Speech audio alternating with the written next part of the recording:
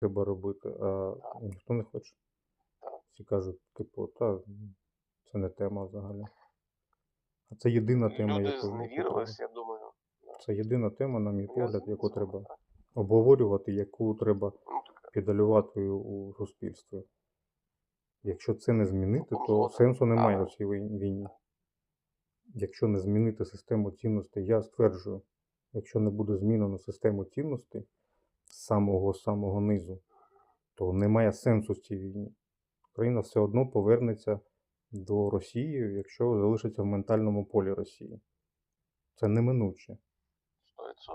Це 100%. неминуче. Просто Тому я кажу, що ж найважливіше зараз це змінювати ментальний, скажімо так, код українців, тобто систему цінностей іншу, не радянську, а от європейську. Все, цілком згідний з вами. все. Ну,